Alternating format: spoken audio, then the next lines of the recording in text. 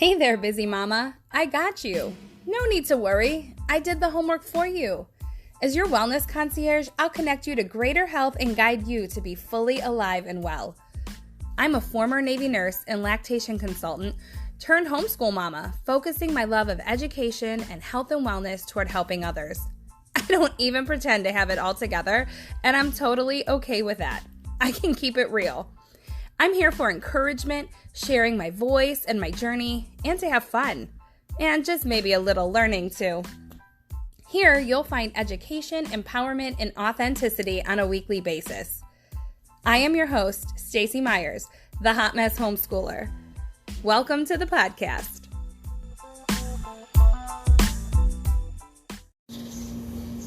Good morning, everybody. Happy Saturday. I am sitting out back in my parents' deck, sipping on coffee, a little late because I slept in. And this episode is coming to you from Ohio. We have been traveling this week. My daughter was at camp, and we had a funeral to attend to, and we've been staying here with family, and we head back on Monday. So this crazy week of beforehand of getting everything together and then coming home, jumping in with roller skates. Whoo, boy. Anyway, I hope you guys are taking a second to either find some rest or sleep in, have a cup of coffee at 11:20 in the morning. So I've had several experiences throughout this week, and it just prompted me to start thinking about growth. Coming home, heading right into a funeral, that's kind of an obvious stage. You have to change, you have to adjust, you have to shift to life now without your loved one. And that's a process. It's not going to happen overnight. And, all the different pieces that come into the send-off, the closure, before the person is either cremated or buried or whatever. I mean, they're so important.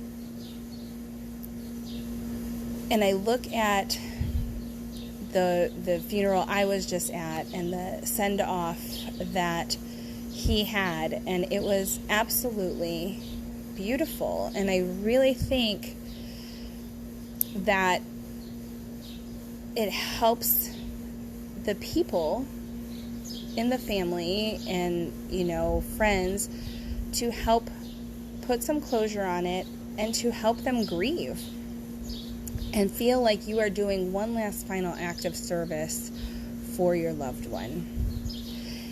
But all of this process, going through it all, the wake, the funeral service, the cemetery, it's hard and it's exhausting, receiving all the family and friends, and it just is a process to be able to go through. Never mind all the things that come into play when you are, going through their items and figuring out what happens to the estate, etc., etc. It's such a process. And you are not going to be the same person that you were before, no matter what you think. Like, it changes you. These life events change you. And so, obviously, because we had experienced that was on my mind. And then, in the midst of all of these, I had dropped my daughter off at camp. It was her first camp. She's 14, going into high school. And she was very nervous about, being away from me. The most she's ever been away is 2 nights. So, she's also really introverted. She's a social introvert, but I was kind of worried about her being with people like 24/7. And when I saw the camp itinerary, there was no time for rest. Like, they were on from the morning when they got up and until lights out. So I know her at home, and I was really wondering, like, what was this going to play out to be? Would she really have fun? Even though the activities were amazing. When I picked her up yesterday, you know, that at that camp, they played in the rain. There was no breaking for weather. They just shifted activities and went to something different. She, on the camp itinerary, talked about high adventure, and she thought it meant, like, you know, big adventure, right? But really what it was high adventure. Like, everything was high off the ground. There was, you know, this big giant swing. There were a climbing wall. There was this ropes course. Now, my daughter is deathly afraid of heights. Deathly afraid of heights. We had an experience even touring a lighthouse one time that I was really concerned that she was not going to be able to get down. I mean, she was gray. It was bad. But one thing about my girl is she has FOMO. And honestly, like, FOMO can be a bad thing, but for her, this fear of missing out, it pushes her to challenge herself. So I really think it's a good thing, because she does try, and she's in that environment with her peers who are so supportive and so encouraging. And anyhow, when I picked her up, I was so curious, because the camp had an app where I could see pictures that they were taking of all the different activities, and it wasn't just of her group, but I could see what the kids were doing. And I was dying to know, like, was she able to do it? And she was. And she said she was up there, and she cried, and people were cheering her on, even when she wanted them to kind of ignore her. Like, they would say, "Oh, our sister's scared," and they would cheer for her. And it was wet and slippery, and she was petrified. You know, she said her knees started shaking on several things, and her hands were getting sweaty, and that made it harder to grip. And anyhow, I just was so impressed that she tried, and she did it. She made it to the top of, I don't even know what it was called, some vertical playpen, and made it to the very top. She made it through the ropes course, petrified, sobbing at the end, but she did it. And I think even now she was kind of like telling me, but I think when she looks back on these memories, you know, she's going to be so happy and proud of herself that she did it, you know. This camp, like I said, it stretched her in so many ways. So from the activities to being around people 24/7 to not having that, like, really alone recharge time, to not being comfortable because she didn't really sleep great because she's not in her own bed, and being away from me. Like, we're pretty tight. So yes, we have our same mother-daughter 14 year old stuff, but I'm her person, and I really was curious. So this camp stretched her in many, many, many ways, but it was so good for her. And I think once she has a chance to kind of recover and rest up, like, she will be so proud and happy and look back on this experience with so many good memories. And on the way down to pick her up, because the camp was a couple hours from my parents, I am part of a business mastermind with a bunch of women entrepreneurs who base their businesses in faith. And I listened to the replay because I wasn't able to make the live call the night before. And you guys, like, I'm driving, listening to this, and I'm like almost in tears, because the way that they support each other and the ideas, and they, are willing to call one another out, but in love, and then help them. And it's so beautiful. It's a true sisterhood. But what I loved the most were two women were really stuck with where they wanted to go with their business.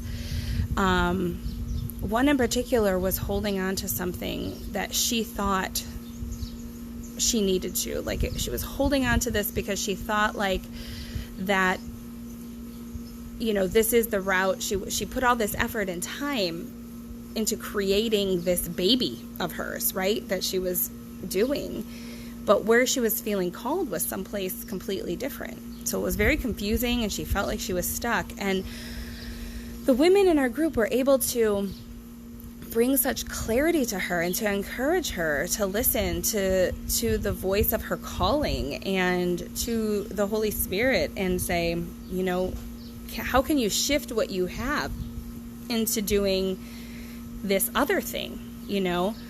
Another woman shared about how she spent 5 years, time away from her family, so much money into creating this space that she charged people a membership fee for. And she poured into it, and she heard God telling her to let it go. And she made it free for people. And, you know, she's like, oh my gosh, it was so scary, like canceling all the accounts, you know, thinking this is my income. And she cried. It was hard for her, but she was obedient. And they kept referring, both women, to this thing that they created as their baby. And, you know, all of these experiences made me think about growth and how it's not easy to let go of what we think we should be doing. It's not easy to let go of what we were before. It's not easy to, have to shift and transform and become something new. And when I got to camp to pick up my daughter, another woman who was from my church down in Florida, we met up there, and we had a conversation. Her daughter had an experience there, which, again, talking about growth. And she said to me, growth hurts, you know, and we had this whole conversation, and it just was like, yes, it does. It's not easy. It's not comfortable. In fact, you're leaving your comfort zone to grow. You have to. And we were talking about, even, you know, as you grow up, like, there are physical growing pains in your body, you know, as your bones and your muscles and your skin stretches, like, your body hurts to grow. I thought about a caterpillar in the cocoon being completely remade into something else to be able to emerge as a butterfly. That cannot be comfortable. Thinking about that transformation. I thought about, you know, animals that shed their skin. Now, I have no idea if that causes them pain, but it certainly looks gross. And, you know, they shed their skin to be able to emerge into the new that's there, you know, and to fully be in that new skin. The old skin has to go. And I just, through all these experiences, thinking about that letting go to become something new.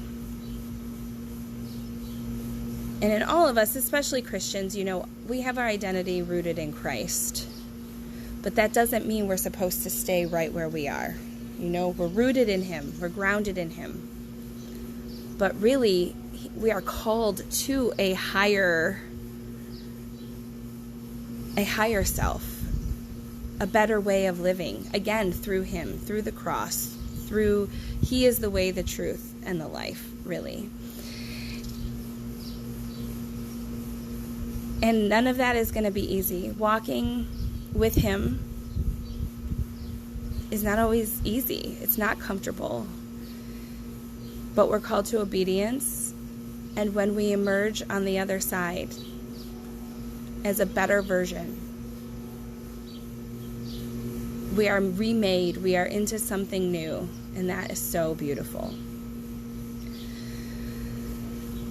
So thanks for listening to my thoughts this morning. I hope you all have a wonderful weekend. I will come back again next week. And until then, be alive and well.